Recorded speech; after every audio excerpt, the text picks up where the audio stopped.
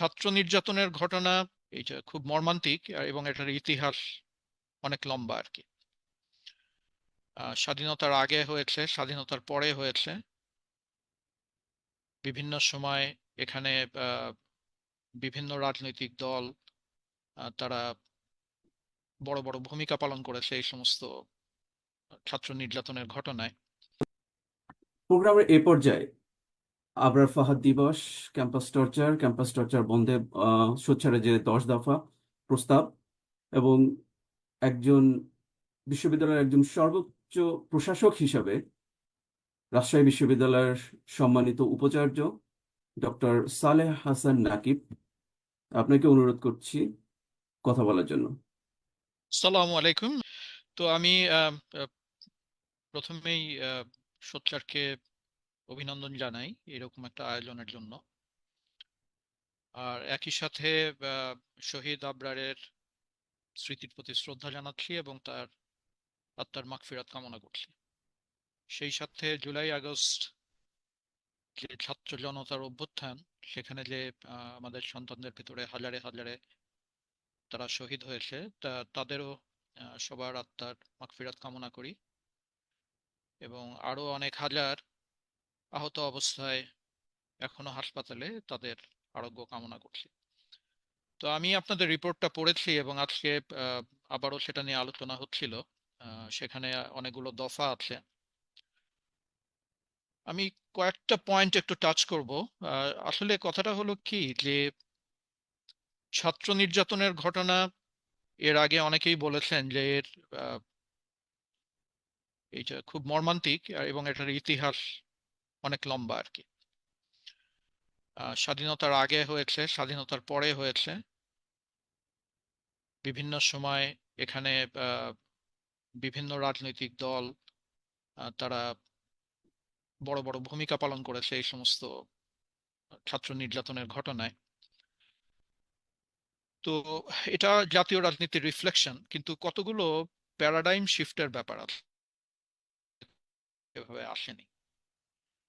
80 এবং 90-এর দশকে বাংলাদেশের যে পাবলিক বিশ্ববিদ্যালয়গুলো ছিল, সেখানে হরহামেশা ছাত্র সংঘর্ষের ঘটনা ঘটেছে এবং আহ, সেই সংঘর্ষে আমরা যদি এগুলোর ইতিহাস সম্পর্কে যারা জানেন তারা দেখবেন যে সেখানে অনেক ছাত্র, বিভিন্ন দলের অনেক ছাত্র নিহত হয়েছে, আহত হয়েছে। কিন্তু তার একটা কমন প্যাটার্ন ছিল, সেই প্যাটার্নটা হচ্ছে যে সেগুলো বেসিক্যালি যেটা ছিল সেটা হলো ছাত্র সংঘর্ষ। ছাত্র সংঘর্ষ এবং গত 15 বছরে যে ঘটনাগুলো ঘটেছে তার চরিত্রে মৌলিক পার্থক্য আছে। এটা ধরতে না পারলে আমরা ঠিক জায়গাতে হাত দিতে পারবো না আর কি।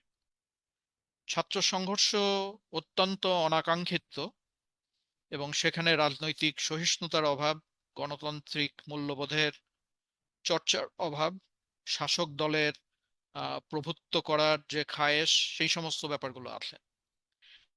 কিন্তু গত 15 বছরে যেটা ঘটেছে সেটাকে আসলে আপনি ছাত্র সংঘর্ষ আসলে এই নামে বেশিরভাগ ক্ষেত্রেই ডাকতে পারবেন না।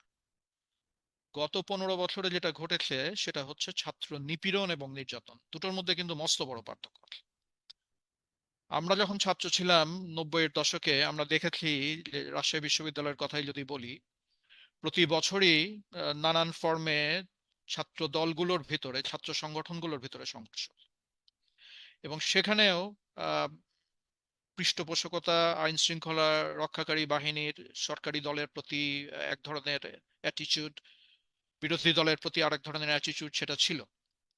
কিন্তু গত 15 বছরে আমরা যেটা দেখেছি সেটা হচ্ছে ওই গেস্ট রুম কালচার এবং টর্চার সেল এবং হলগুলোতে বিশেষ বিশেষ কক্ষকে এমন ভাবে তৈরি করা যেখানে একেবারে উৎসব করে কাউকে ধরে নিয়ে এসে নির্যাতন।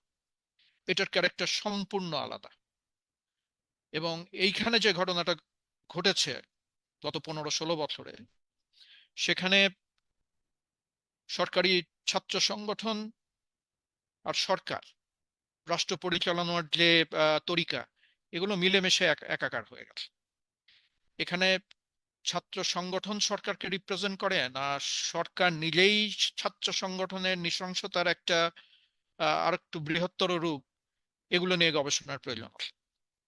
আমরা যদি নাম ধরে বলি তাহলে এই 15 বছরটা ছিল ছাত্রলীগের সন্ত্রাসের রাজত্ব।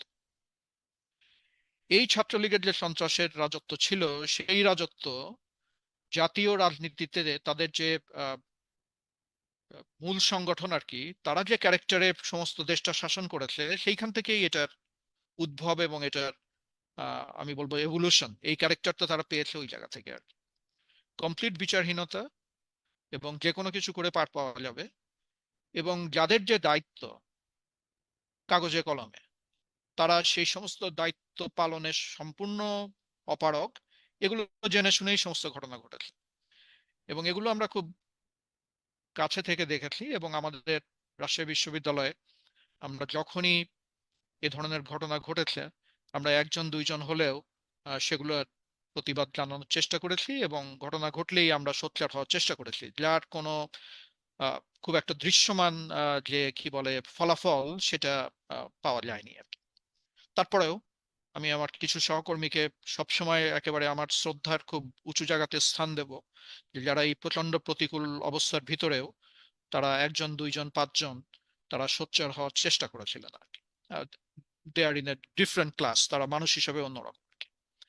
এই ধরনের মানুষ অন্যান্য বিশ্ববিদ্যালয়ে কিন্তু সেভাবে দেখা যায়নি, অন্তত গত 15 বছরের ইতিহাস যদি আমরা দেখি আর কি। তো এনিওয়ে, দফার কথা যখন আসে, তখন একটা ব্যাপার কি, যে এই ধরনের দফা দেয়া, এইটা এটা খুব কঠিন কাজ না। যে কোনো মানুষ যদি কাগজ কলম নিয়ে বসে, সে একটা প্রেসক্রিপশন দিতে পারে যে এইটা করতে হবে, এইটা করতে হবে, এইটা করতে হবে, এবং if you do that, if you do those, তাহলে ছাত্র নির্যাতনের ছাত্র নিপীড়নের ঘটনা কমে যাবে। কিন্তু আমরা যেটা দেখেছি যে উই মোস্ট অফ আস,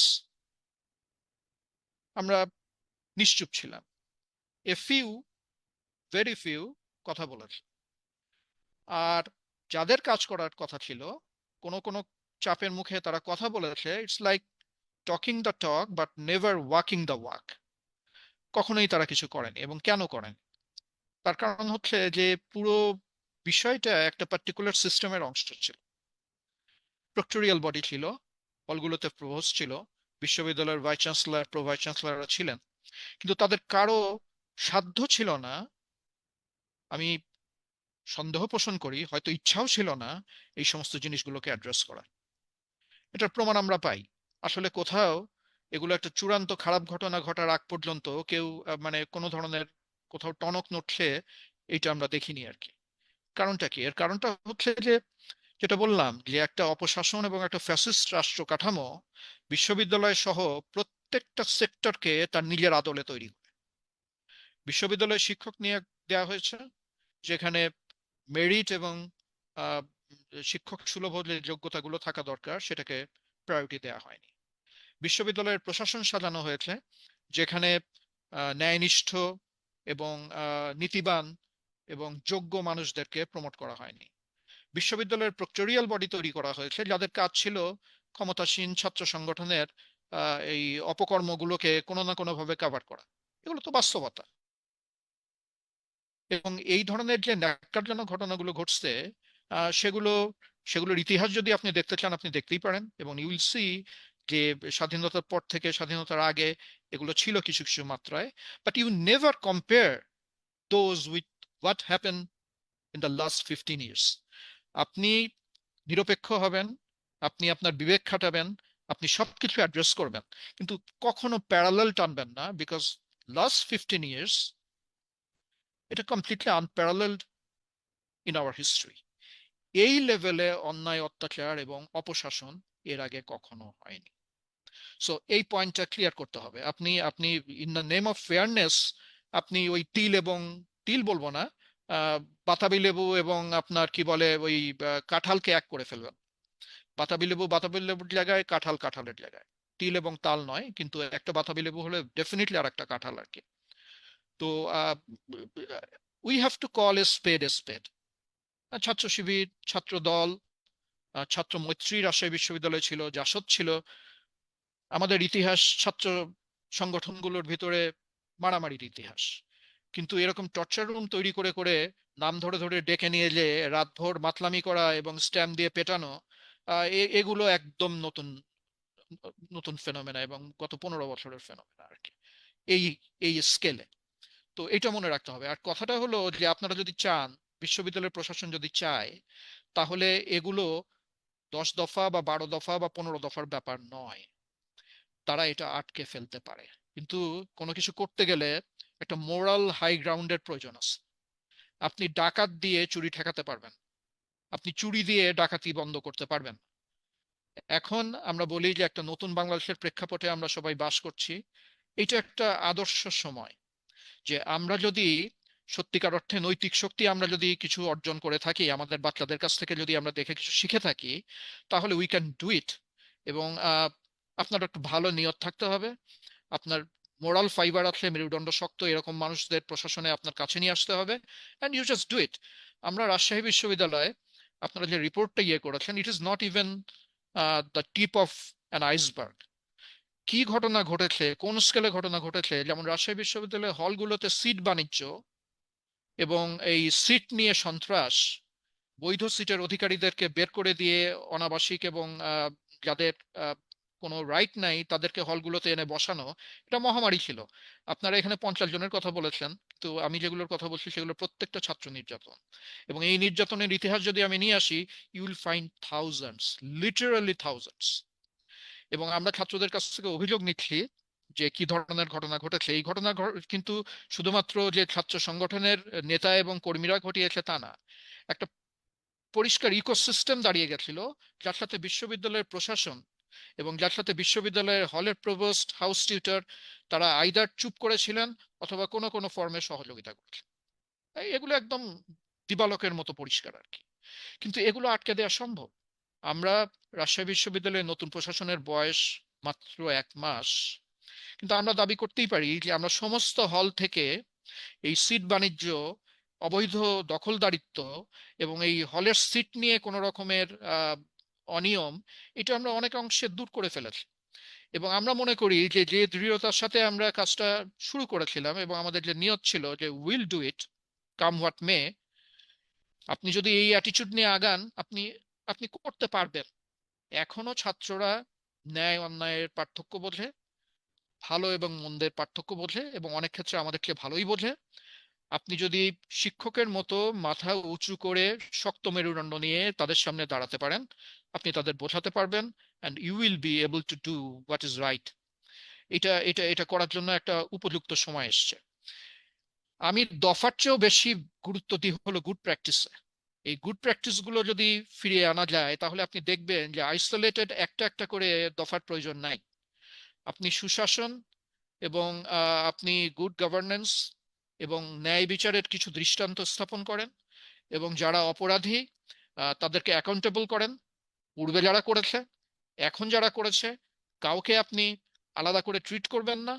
আপনি ফেয়ার প্লেতে যদি বিশ্বাস করেন, ইউ ট্রিট দেম, মানে যেটা জাস্ট সেই সেই ওয়েতে ট্রিট করেন, আপনি দেখবেন যে এগুলোকে যত ভয়ঙ্কর অসুবিধা বলে মনে হয়, মানে সমাধানই করা যাবে না ব্যাপারটা তা না, কিন্তু একটা পরিবেশ লাগবে। এই পরিবেশটা সৃষ্টি করাটা হচ্ছে সবচেয়ে বড় চ্যালেঞ্জ।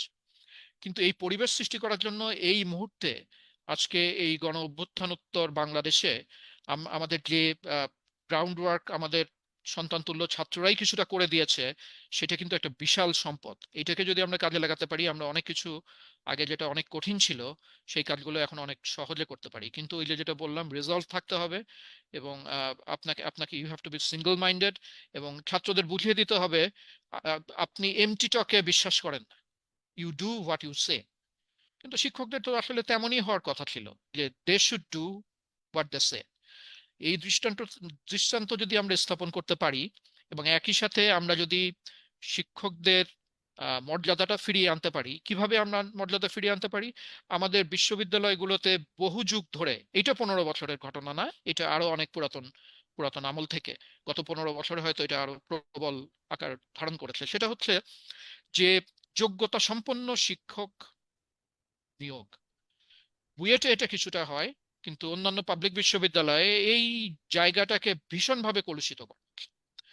আপনি নিয়োগ দিচ্ছেন দলীয় বিচারে, এবং মেরিটের বাইরে অন্যান্য ফ্যাক্টর মাথার ভিতরে এনে আপনি সেই শিক্ষক দিয়ে বিশ্ববিদ্যালয়ে সুবিচার প্রতিষ্ঠা করতে পারবেন। আপনি যেই শিক্ষককে দলীয় পরিচয়ে নিয়োগ দিয়েছেন তার কাছ থেকে আপনি আশা করবেন যে হল প্রশাসনটা যেভাবে চালানোর সেভাবে চালাবে, proctorial body will function accordingly. এটা একেবারে বোকার স্বর্গে বাস করার মতো একটা ব্যাপার আর কি।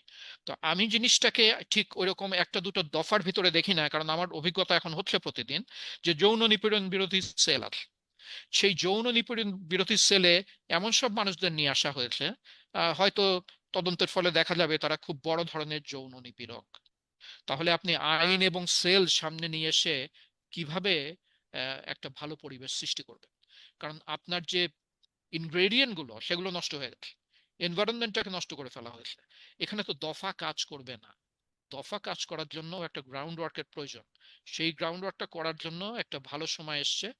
আমি মনে করি যে আমাদের যে ছাত্ররা যারা আছে তারা জুলাই আগস্টে যে ঘটনা ঘটিয়েছে, এই ঘটনা তো মূলত আমাদের ছাত্রদের ডাকে সাড়া দিয়েই শ্রমিক জনতা ঘটিয়েছে, সবাই মিলে ঘটানো হয়েছে। অনেক বিষয়ে তারা আমাদের এই যে আমরা যারা অনেকদিন থেকে বিশ্ববিদ্যালয়ে শিক্ষকতা করছি, প্রশাসনে আগের প্রশাসন ছিল বা তারও আগে, অনেক কিছু তারা আমাদের চেয়ে স্পষ্ট বোঝে বলেই তারা এই মস্ত বড় ঘটনাটা ঘটিয়ে দিতে পেরেছিল আর কি। সো আমরা যদি তাদের উপরে ভরসা রাখি, আর আমরা যদি আহ, সত্যি সত্যি দৃঢ় প্রতিজ্ঞ হই, তাহলে এই সমস্যাগুলো আমরা আমরা যত কঠিন মনে করছি তত কঠিন না। কিন্তু আমাদের এই পরিবেশটাকে জারি রাখতে হবে, এটা লালন করতে হবে, এবং এই পরিবেশ হারিয়ে যেতে দেয়া যাবে না আর কি। তো আমি আসলে আহ কি বলবো যে কিছু কথা বললাম। আহ আমি পুরো জিনিসটাকে এভাবেই দেখি, একটা একটা ব্রড বেসড একটা আউটলুক, যেটা দুই একটা দফার উপরে যেটা ডিপেন্ডেন্ট না আর কি। আমি বরং গুড সেন্স এবং সেন্স অফ ডিউটির কাছে অ্যাপিল করবো আর কি। ধন্যবাদ। ধন্যবাদ ডক্টর সালেহ হাসান নাকিব। আপনার আলোচনায় অনেকগুলো গুরুত্বপূর্ণ বিষয় আমরা পেয়েছি। তার মধ্যে বিগত 15 বছরে ছাত্র নির্যাতন এবং এর পূর্ববর্তী সময়ে ছাত্র সংঘর্ষের মধ্যে আপনি সুস্পষ্ট পার্থক্য নিরূপণ করেছেন। কারণ হিসেবে বিশ্ববিদ্যালয়গুলোর প্রশাসনিক বডির অপারগতা বা সদিচ্ছার অভাবকে আপনি টেনে নিয়ে এসেছেন। আপনি রাজনৈতিক দলের অনৈতিক মদদ এবং ছাত্রদের সিট বাণিজ্যের ব্যাপারে আলাপ করেছেন। পাশাপাশি রাজশাহী বিশ্ববিদ্যালয়ের এই ব্যাপারে সফলতার বিষয়টা নিরূপণ করেছেন। আপনি গুড প্র্যাকটিস, গুড গভর্নেন্সকে নিয়ে এসেছেন। পাশাপাশি নতুন বাংলাদেশ বিনির্মাণে ছাত্রদের যে অবদান সে ব্যাপারে আলোকপাত করেছেন। আপনার আলোচনার মধ্যে থেকে সবচেয়ে গুরুত্বপূর্ণ যে বিষয়টা আমার কাছে মনে হয়েছে, গত 15 বছরের যে নির্যাতন, সেই নির্যাতনকে কোনোভাবেই আপনি বিগত বছরগুলোর যে ছাত্র সংঘর্ষ এটার সাথে তুলনা করতে নারাজ। না, এটা এটা এটা এটার ক্যারেক্টার, মৌলিক ক্যারেক্টার আলাদা। মৌলিক জি, ক্যারেক্টার আলাদা। এর আগে যেটা হয়েছিল, কারো শক্তি বেশি কারো শক্তি কম, কারো পিছনে প্রশাসনের মদদ বেশি কারো পিছনে প্রশাসনের মদদ কম বা মদদ নেই, কিন্তু জি, দে আর এনগেজড ইন সংঘর্ষ আর কি। But it was never like this, যে আপনি ফোন করে একজনকে ধরে নিয়ে আসবেন, তারপরে আপনি উচ্চ স্বরে বাজনা বাজিয়ে দেবেন, এবং তারপরে আপনি ওই ইয়াবা এবং অ্যালকোহল নিয়ে বসে দফায় দফায় তাকে পেটাবেন। This is something completely new. এবং এই জিনিসটার ক্যারেক্টার যদি না বোঝা যায় এবং আগের সাথে যদি মিশিয়ে ফেলা যায়, then you are taking a wrong path. এটা অন্য জিনিস আর কি। আমরা আগেরটাকেও ফিরতে দেবো না, এটাকে তো নয়। জি। অসংখ্য ধন্যবাদ, আমরা আপনার কথা বুঝতে পেরেছি।